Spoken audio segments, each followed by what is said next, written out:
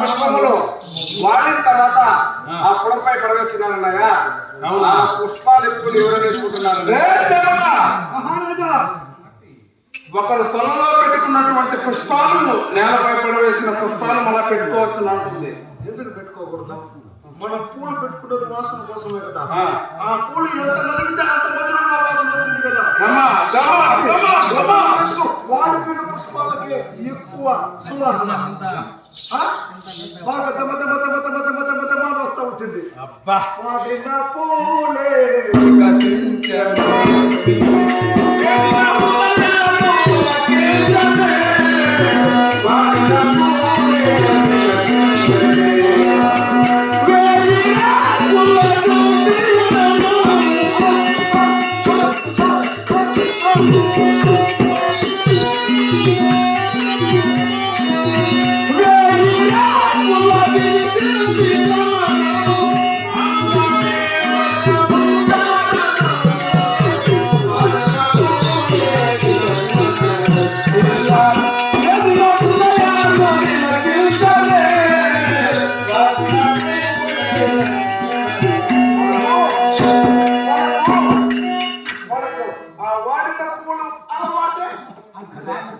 అంత బాగుంటుంది. చూస్తున్నా పూలనే కుదికేలో ఉండే ఉద్యోగం ఎట్టొచ్చింది.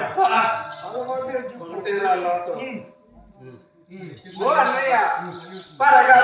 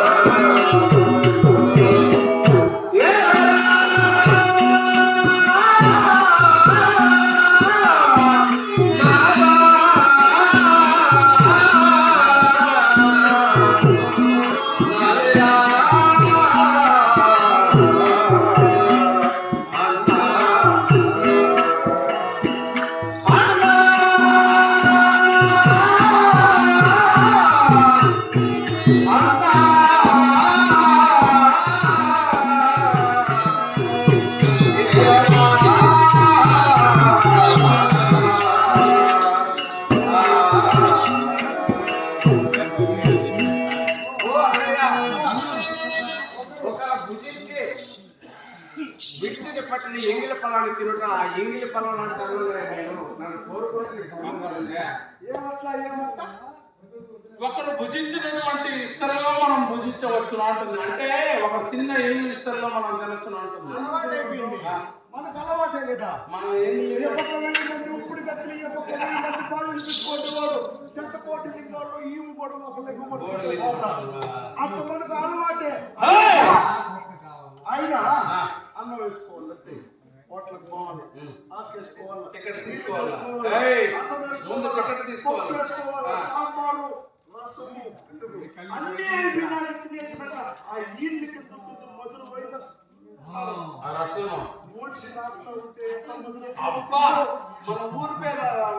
అలాంటి ఏమీ లేకుండా ఊరికి ఎదురు మనకేమే మాకు అలవాటే. ఓ అన్నయ్య అలవాటే. ఓ వినవే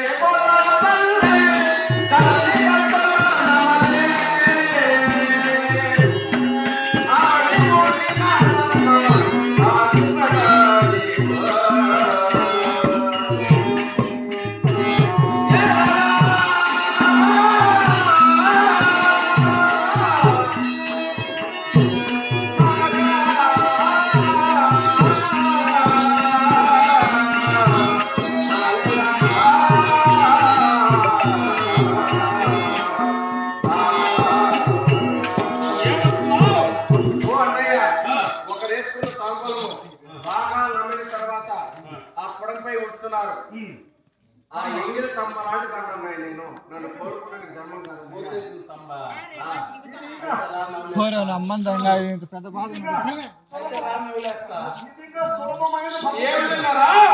ఇప్పుడు మనం స్తంభ కావాలని అనుకో, ఆకు కావాలా, ఒక్క కావాలా, సున్నం కావాలా, కొమ్మకట్లు కావాలా, ఇవన్నీ సమానంగా ఉంటేనే నోరు పడుతుంది.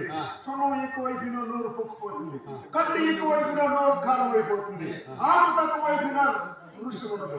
అదే అన్ని సమానంగా నవ్వులు చేసిన బట్టి తంప మేము నవ్వులు కూర్చుని తంపైనా సరే నవ్వులేస్తాను నిజమంటావా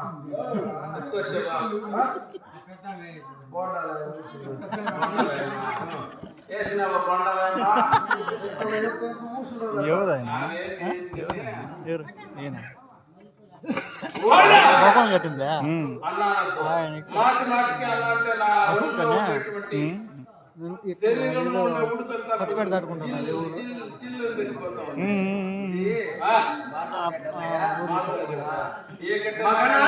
నన్ను ఇట్లా మాట్లాడతా వినేమన్నా మగనాలని అంటున్నావు నీ మగడెవరే బామా నా మగడికి ఇద్దరు వాళ్ళు అన్నయ్యా అలా గంధర్వులు గంధర్వులు గంధర్వుడు అంటే ఒకడు ఏకవచనం గంధర్వులు అనగా ఎంతమంది బహువచనం బహువచనం ఎంతమంది 5 మంది అన్నయ్యా అలా 5 మందిని సుఖపెట్టిన వాళ్ళవి ఈ రాత్రికి నన్ను 6వ వాడు సుఖపెట్టు నన్ను 7వ వాటిగా పెట్టుకో నీకు ఏమన్నా అయిపోతే తెచ్చేదానికి ఏమన్నవాడు అయినా నీ కులమేమంటున్నావు మాలిని కులమన్నయ్యా సైరేంద్ర జాతన్నయ్యా వాళ్ళు కూడా వదలవా వాళ్ళు కూడా వదలవా సరే మూర్ఖుడా వాళ్ళు కూడా వదలవా మాలిని అంటే ఒకరింట పని చేసేటువంటి దాసిని మాలిని అంటారు మరి నీ కులమేమన్నా సైరేంద్ర జాతి అన్నయ్య సైరేంద్ర జాతి సారేంద్రి ఎక్కడ పని చేస్తున్నావు నేను ఆ విరాట మహాభూపాలైనటువంటి సత్యం అనేటువంటి సుదేష్ణాదేవి దగ్గర దాసి ఇది రొట్టి విడికి నేతలో పడింది తమ్మమ్మాయి మెట్టి ఇరిగి నెత్తిన పడింది మెట్టి ఇరిగి నెత్తిన పడింది నేనెవరో తెలిస్తే నా వెనుకంబడే వచ్చేస్తావు ఇది మన పంజరం లక్షలకే ఇది మన పంజరం లక్షలకే అబ్బా